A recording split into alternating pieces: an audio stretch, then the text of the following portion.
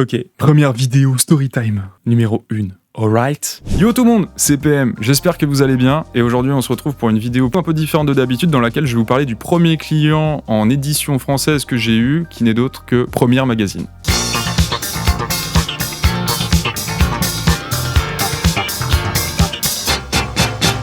Le magazine Première, c'est qui? C'est un magazine français d'actualité sur le cinéma. Il y a 1 an et demi, Emilien de chez Première m'a contacté afin de réaliser une double page illustrée. Cette double page, elle a pour but d'appuyer un article, en fait, sur la pop culture et sur les références de pop culture actuelles. Les références de pop culture qui ont vachement le plus marqué, comme on retrouve vachement avec Star Wars, Ghostbusters et d'autres licences de ce genre, et les références de pop culture ont un petit peu changé, notamment maintenant avec du Fortnite, du Ghibli et plein d'autres choses, et toujours du Star Wars, mais du coup avec une licence qui a continué d'évoluer. Et donc, mon rôle à moi, et c'était justement d'illustrer une chambre d'un ado, si possible, pas forcément bien rangée, avec un maximum de détails et avec toutes les références qui m'ont donné d'intégrer. La liste était plutôt longue. On avait du Baby Yoda, La Masque Casa des Papel, Joker, Baby Groot, Stranger Things, One Piece, Rick et Morty, Game of Thrones, Friends, Overwatch, Fortnite, Link de Zelda, Minecraft, Spider-Verse, des figurines Funko Pop, Scam, BB-8, 13 Reasons Why, Westworld, The Witcher, JoJo Bizarre Adventure, Sex Education, Death Note, Dragon Ball, Animal Crossing, League of Legends, Lego Harry Potter, etc. Très concrètement, il y en avait une bonne trentaine. Donc à partir de ce moment-là, qu'est-ce que je me suis dit? On va partir dans tous les sens et on va en mettre un maximum possible. Et c'est pour ça que j'ai pris un kiff énorme sur cette illustration, c'est parce que j'ai pu ramener plein de références qui moi me tenaient également à cœur et les intégrer dedans, en plus de celles qui m'avaient demandé déjà. Alors comment j'ai procédé? Partie 1, le croquis.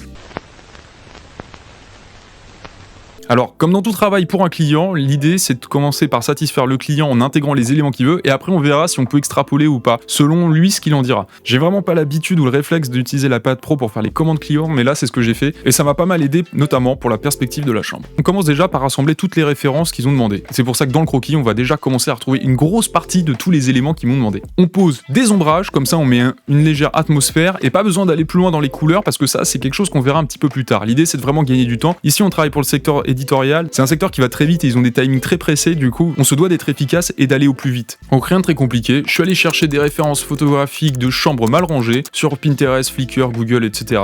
J'ai fait un peu une moyenne après de tout ça et je me suis dit, ce qu'il fallait bien évidemment ramener dans le dessin, c'était des étagères, parce que ça permettrait de mettre un maximum de figurines, de bouquins ou de toutes sortes de références qu'on pourrait mettre, et également des posters. C'est une manière facile et efficace de ramener d'autres titres de licences et d'autres personnages. Et ce qui est important aussi, c'était de représenter un peu le côté gamer, un peu geek. Donc j'ai mis un bureau avec un ordinateur et un autre bureau à côté un peu plus sérieux en mode plutôt devoir, lecture, etc. Un lit mal rangé qui est pas bien fait, et puis des petites plantes. Pourquoi des plantes? Parce que justement l'idée c'était de ramener le contraste entre une chambre d'ado un petit peu qu'aurait pu y avoir il y a 40 ans et celle d'aujourd'hui, et je me suis dit avec les tendances un peu actuelles, Instagram et tout, aujourd'hui quand même on va se dire, on va pas se mentir, on aime bien mettre des plantes et tout chez soi, donc voilà, moi le premier, je ne m'en cache pas.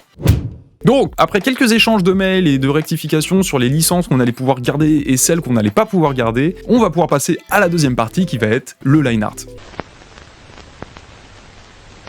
Le line art, c'est quoi? En fait, c'est notre ancrage de l'illustration. C'est là, un petit peu, en fait, on va faire nos traits noirs. Ça va être le dessin final. Ça va être les traits qui ne vont plus bouger par la suite. Maintenant que le croquis, il est fait, on n'a pas trop de questions à se poser pour le line art. On a juste à repasser sur les traits qu'on a déjà fait auparavant en essayant de synthétiser au maximum les traits de croquis déjà faits. Donc l'idée ici, c'est de dessiner d'abord les formes les plus importantes, notamment les boîtes de figurines, les étagères, les traits pour les murs et le sol. Et ensuite, petit à petit, on va venir et on va rentrer dans les détails. Ensuite, une fois que ça c'est fait, on va pouvoir passer à la troisième étape qui va être la couleur.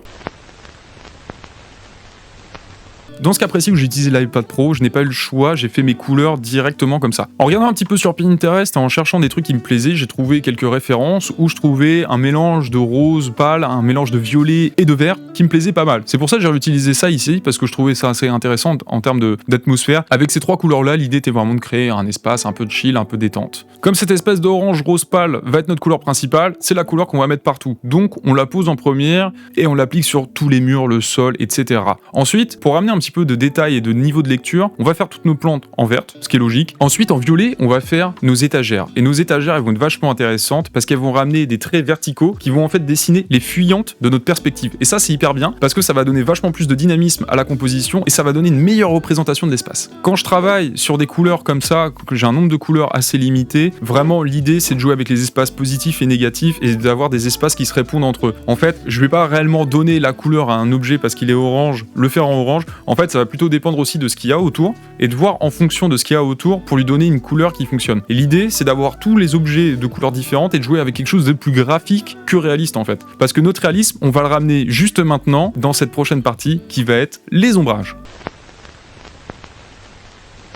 Pour les ombrages, rien de très compliqué, j'ai pris un violet foncé hyper saturé, je l'ai mis à 30% d'opacité à peu près, et j'ai commencé à peindre toutes les zones en fait où je voulais ombrer. Alors, j'ai défini plusieurs sources de lumière. Forcément, on a nos sources de lumière naturelles qui vont être par exemple la lumière du soleil qui vient par la fenêtre, et qui vient du coup épouser les formes sur le sol qui vont par exemple être le lit, le chapeau de Luffy, tout ça. Et on va avoir nos autres sources de lumière qui vont venir de sources électriques. Donc là, par exemple, les lampes, l'ordinateur portable et ce genre de choses. Ensuite, tout simplement en jouant un petit peu, en modifiant le contraste, par exemple derrière le lit, on va faire cette zone là par exemple beaucoup plus foncée parce que là on n'a plus aucune source de lumière qui vient éclairer cet endroit. L'un des enjeux majeurs de cette illustration, c'est forcément de mettre toutes les références à la pop culture bien en avant, qu'elles soient les éléments principaux du dessin. Donc ce que j'ai fait, c'est que le vert qui était à la base uniquement destiné pour les plantes, je l'ai aussi appliqué sur certains objets et même une bonne partie d'entre eux parce que comme la couleur ressortait bien et que c'était une bonne complémentaire avec ce orange pâle et ce violet, ça permettait d'équilibrer certaines zones en plus du dessin. De ce fait, le vert qui ressort bien, en fait, est dissimulé à pas mal d'endroits. Du coup, toutes ces petites zones vont attirer l'œil et ça va être un bon moyen pour bien montrer qu'on a des références à tous les endroits de l'illustration.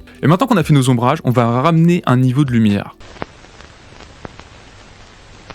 Pour faire ça, ça va être très simple, on va jouer avec une couleur plus claire que les autres pour le moment, et ça va être quasiment un blanc pur. Ce blanc, il va venir s'appliquer sur les objets en tant que reflet, ça va permettre encore une fois de mettre en valeur les éléments qu'on souhaite. Pour ramener encore un peu plus de nuances de valeur, on va ramener des trames. Et là, je vais utiliser des trames manga, comme j'utilise souvent, qui viennent de chez True Grit Texture, pour ramener un peu plus de nuances parmi ces couleurs. Ce qui est pratique ici à partir de 3-4 couleurs, en créant déjà un premier niveau d'ombrage, on va multiplier quasiment le nombre de couleurs par 2, et ensuite en rajoutant des trames, on va pouvoir encore créer un autre niveau de lecture sur certaines parties. Par exemple, si on avait des parties qui étaient un poil trop foncées, en ramenant une trame de petits points qui ont la couleur claire par exemple sur du violet qui vont être par exemple en rose pâle, ça va permettre de créer quelque chose d'entre deux. Donc on va avoir encore un niveau intermédiaire de couleurs. Et en faisant ça, on va justement quasiment tripler le nombre de couleurs qu'on avait à la base. Donc au lieu de se retrouver juste avec une image où on avait 3-4 valeurs de couleurs différentes, ici on peut se retrouver avec une dizaine, une douzaine de couleurs. Et ça c'est hyper pratique parce que ça va ramener vachement de nuances, ça va ramener vachement de réalisme dans notre illustration alors qu'on est vachement resté sur 3 couleurs. D'autant plus que c'est vachement bien parce que si notre affiche elle devait être utilisée pour de la sérigraphie, et ben quand on est seulement qu'en 3-4 couleurs différentes et que si on a nos calques qui sont bien rangés, qui sont bien faits, et ben c'est totalement utilisable et ça c'est cool. Pour vous donner un ordre d'idée, c'est une illustration qui a dû me prendre entre 30 et 40 heures à réaliser. Entre moi les croquis que j'ai réalisés, la mise au propre et puis les retours qu'on m'avait demandé parce que tel personnage ne pouvait pas aller là ou que celui-ci on n'avait pas le droit de le mettre. Donc ça a été un travail qui a été assez intense parce que comme c'est le secteur de l'édition, je crois que la deadline, je devais avoir quelque chose du style 10 jours, une semaine. Donc ça a été un travail qui a été très rapide à faire, hyper condensé. Donc j'avais dû commencer un truc style le week-end et puis dès lundi j'ai pu envoyer ma première maquette. Comme ça c'était terminé quasiment la fin de la semaine, le vendredi quoi. Moi je vous avoue c'est pas mes commandes préférées, sauf si c'est pour un magazine hyper cool ou notamment qui me demande un travail qui va complètement m'épanouir. Et là je me dis bah oui pourquoi pas passer quelques heures en plus, ça va être cool de ramener plein de refs et